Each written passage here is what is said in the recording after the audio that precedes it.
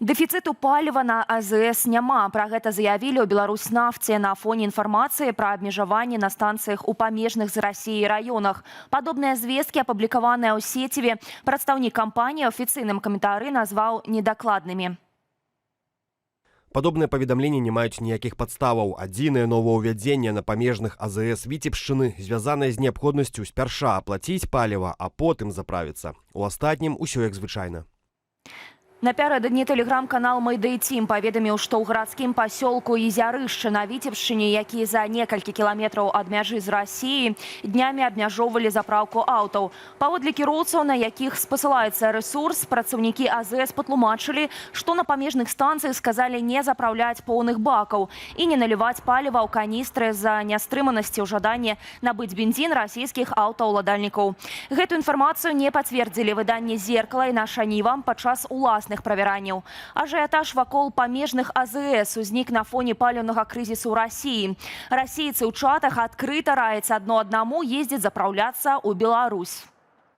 Ці будуць у беларусаў праблемы з замовамі на Wildberries пасля атакі украінскіх дронаў на склады маркетплейсу ў Расіі? У прэс-службы кампаніі на гэтае пытанне адказалі толькі, што аператыўна карэктуюць лагістычныя маршруты, накіроўваючы на іншыя свабодныя складскія магутнасці, піша выданне «Менская праўда». Пры гэтым беларускія крамы, якія размяшчаюць свае тавары і на Wildberries, заклікаюць пакупнікоў рабіць замовы наўпрост праз Белпошту і Еўрапошту. Атака БПЛА адбылася напярэдадні. Губернатар Тамбоўскай вобласці Евгений Первышоў паведаміў, што ў выніку трапляння дронаў у лагістычны цэнтр Wildberries загінулі 7 працаўнікоў начной змены. Яшчэ 25 чалавек пацярпелі. Згодна з інфармацыяй ад мясцовых уладаў, у Падмаскоўі пацярпелі 26 чалавек. З іх двое ў Нагінску і яшчэ 24 ў Электрасталі. Людзі атрымалі траўмы ў выніку падзення дронаў на склад Wildberries. Як заўважае выданне «Юніан», за некалькі дзён да атакі маркетплейс змяніў умовы дамовы з прадаўцамі. Цяпер за тавары, пашкоджаныя ў выніку абстрэлаў, выбухаў ці падзення дронаў на склады, Wildberries адказнасці не нясе і кампенсацыі не выплачвае. Кіеў трапіў пад наймаштабнейшую балістычную атаку з пачатку паўнамаштабнай вайны. Расія ноччу выпусціла па ўкраінскай сталіцы каля 40 ракетаў усяго за 40 хвілін. Вядома, прынамсі, пра аднаго загінулага і 16 параненых. Наступствы атакі зафіксаваны ў некалькіх раёнах Кіева. У выніку трапляння і падзення аскепкаў пашкоджаныя жылыя дамы, супермаркет, інтэрнат, гандлёва-забаўляльны цэнтр ды іншыя аб'екты.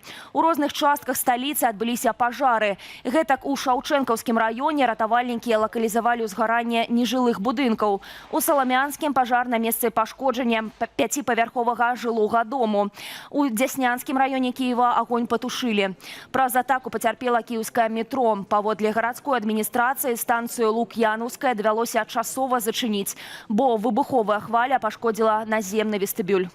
Беларусаў працягваюць агітаваць пайсці на гэтак званую СВА праз мясцовыя чаты. Адным з прыкладаў падзялілася карыстальніца Трэц, піша тэлеграм-канал Белсату.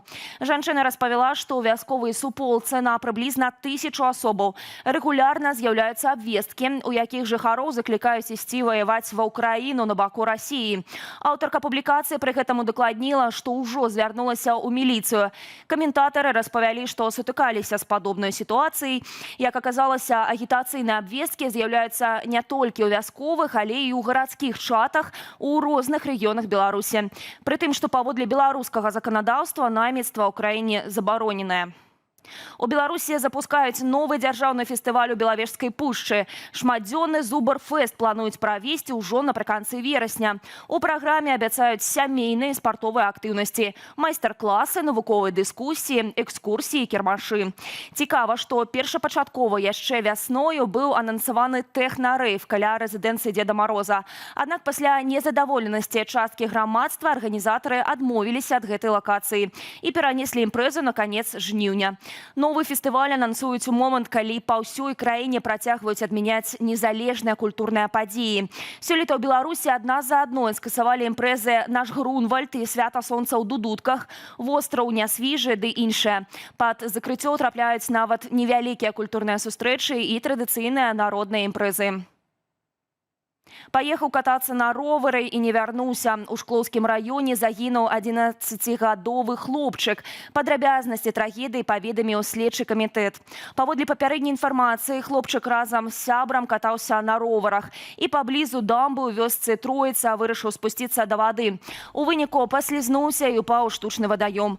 Паведамляецца, што цела дзіцяці без прыкметаў жыцця знайшлі ратаўнікі. На месцы трагедыі працавала следча-аператыўная група. У тым ліку опытывала сведку и близких загінулага. Паводле факту здарэння адмыслоўцы ладзяць правяранне. Трагічна можна скончыцца і адпачынак на беразе вадаёму і жаданне ахаладзіцца ў летнюю спёку. У Магілёве ў Святым возера патануў 18-гадовы младзён. Паводле таварыства ратавання на водах, хлопец разам са знаёмы прыехалі на пляж каля 10 вечара. Праўда, купацца ён вырашыў адзін. У нейкі момант хлопец сышоў пад ваду. Нягледзячы на тое, што на месцы хутка прыехалі ратаўнікі, уратаваць яго не ўдалося. А ў вадаёме Капані, што блізу вёскі Калеевцы Пастаўскага району, патанула жанчына 1979 года нараджэння. Яна адпачывала на беразе пажарнага вадаёму. Ратаўнікі знайшлі ейнае цела без прыкмет жыцця на глыбіні 2 метраў. Статыстыка смерці на вадаёмах несуцішальная. Паводле Міністэрства надзвычайнай сітуацыі ў спачатку купальнага сезона патанулі 78 асобаў, сярод іх 7 дзяцей. Аднак ёсць нямала прыкладаў, калі трагедыі ўдалося пазбегнуць.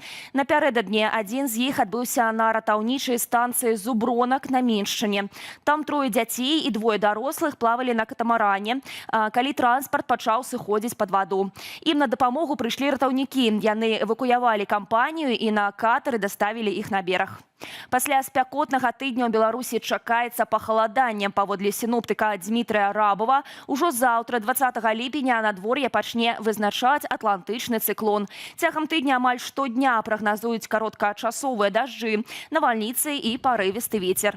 У сярэдзіне тыдня дзённая тэмпература месцамі апусціцца да плюс 13, плюс 19 градусаў. Бліжэй да выходных крыху пацяплее, усталюецца да плюс 25 градусаў, праўда, з ападкамі. Захаваецца верагоднасць навальніцаў і туману. Пасля Віцебску і Гомлі, а цяпер непагадзь пракацілася па захадзе краіны. Напярэдадні на Градзеншчыне прайшоў навальнічны фронт шквалістым ветрам да 18 метраў за секунду. Стыхія абрынулася і на Берасці да рэгіён. Кадры непагадзі і яе наступстваў далей у нашым эфіры. Без каментара.